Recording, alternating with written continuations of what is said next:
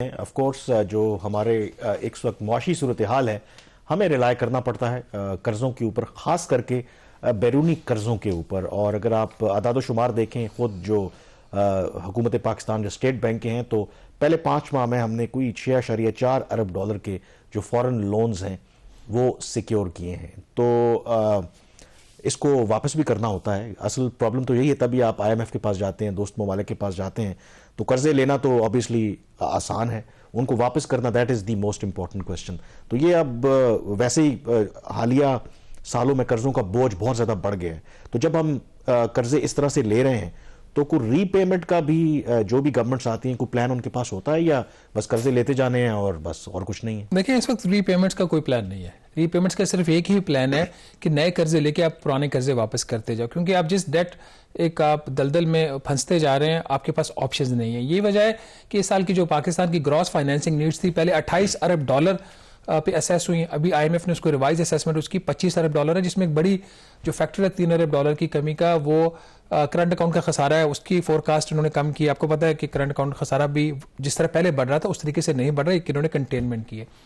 دوسرا، جو کچھ پرائیویٹ سیکٹر نے باہر کے قرضے واپس کرنے تھے، اس میں کچھ انہوں نے فورکاسٹ میں کچھ چینج کیا ہے. تو ابھی بھی افیکٹولی ہمیں 25 ارب ڈالر چاہیے. 25 ارب ڈالر میں سے اگر آپ کو 6.5 ارب ڈالر پہلے 5 ماہ میں ملا ہے صرف. کچھ فائنینسنگ پائپ لائن جو پہلے بند تھی اب ہوپ فلی وہ کھل جائیں گی. عام طور پر تو اس چیز کو اتنا کوئی اپریشیٹ نہیں کرنا چاہیے کہ قرضے لیے جا رہے ہیں، لیکن اس وقت قرضوں کی ضرورت ہے. ورلڈ بینک نے ایک قرضہ اپروو کیا 35 کروڑ ڈالر کا ابھی 2 دن پہلے. اس کے علاوہ ایشین ڈیولپمنٹ بینک نے کوئی 300 بلین ڈالر کا قرضہ اپروو کیا 30 کروڑ ڈالر. اور 1.2 ارب ڈالر کے پاکستان نے کچھ لونز سائن کیے ہیں agreement with the Asian development bank. اگلے مہینے آپ کو پتا آئی ایم ایف کا بھی 700 ملین ڈالر اس کی ٹرانچ آ جائے گی.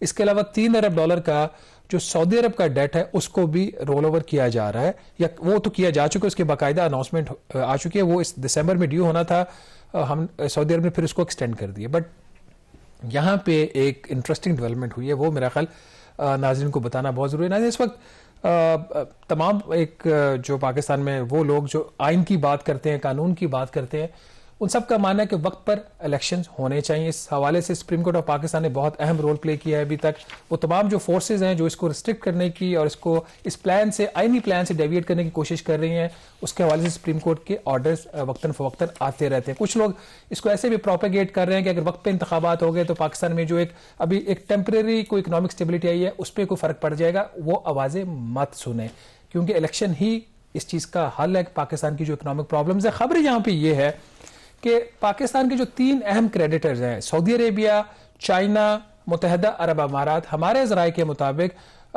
انہوں نے یہ بات آئی ایم ایف کو کہی ہے کہ لانگ ٹرم میں یا ایون کہ اگلے مالی سال میں بھی جو پاکستان نے ان کے قرضے واپس کرنے ہیں وہ اس کو رول اوور کر سکتے ہیں، سبجیکٹ ٹو دا کنڈیشن کہ پاکستان آئی ایم ایف کے پروگرام میں رہے گا.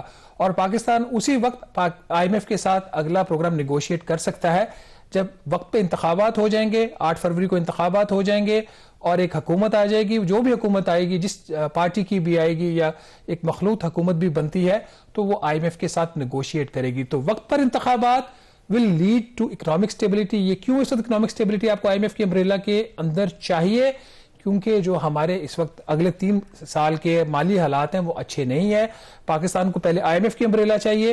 اس آئی ایم ایف کی امبریلا کے نیچے ہمیں چین کی، سعودی عرب کی، متحدہ عرب امارات کی، ورلڈ بینک کی اور اے ڈی بی کی جو ہے وہ سپورٹ چاہیے. تب ہی ممکن ہے جب ایک آپ کے پاس 3 سے 4 سال کا آئی ایم ایف کا پروگرام ہوگا. تو کامران کوئی سوچے بھی نہ کہ وہ انتخابات کو ڈیلے کروائے گا. میرا خیال اس والے سے کوئی آرمی چیف کی سٹیٹمنٹ بھی آ گئی جس سے لوگوں کو اشور ہو جانا چاہیے. آئی تھنک وہ انہوں نے امریکہ کے دورے کے اوپر جو پاکستانی کمیونٹی سے وہاں پہ بات کی تھی، تو one of the participants on record انہوں نے یہ کہا ہے کہ الیکشنز کے اوپر جب بات ہوئی تو انہوں نے کہا کہ لاجسٹکس کی وجہ سے شاید 1-2 دن آگے پیچھے ہو سکتا ہے، دو کہ ابھی تک تو 8 فروری کی الیکشن کمیشن کی طرف سے ڈیٹ آئی ہے.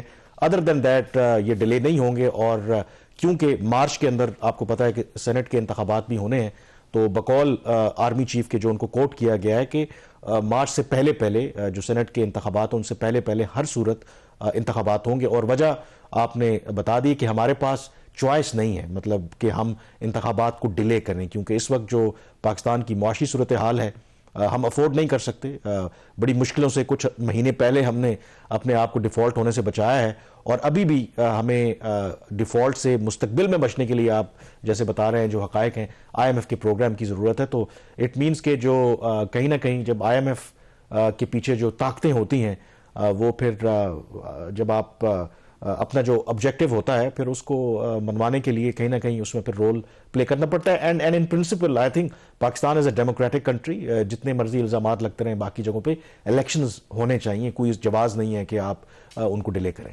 یہ بہت ضروری ہے, اور اس سے آپ کو کنسسٹنسی آتی ہے. جو کیئر ٹیکرز ہیں ان کا کام آئین میں ترمیم نہیں وہ لا سکتے, کیئر ٹیکرز جو ہیں وہ قوانین میں تبدیلیاں نہیں لا سکتے. آل دو انہوں نے ایک دو آرڈیننسز ایشو کیے ہیں جس کے اوپر میرا نہیں خیال کہ وہ کوئی اتنا کوئی ویلکمنگ سائن ہے.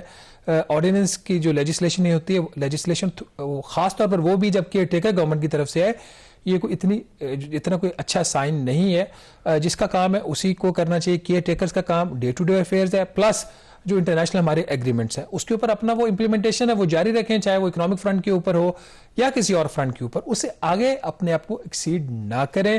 اور کچھ ایک لوگوں کی خواہشات ضرور ہیں, ظاہر سی بات ہے جب اقتدار آتا ہے تو کون اس کو چھوڑنا چاہتا ہے.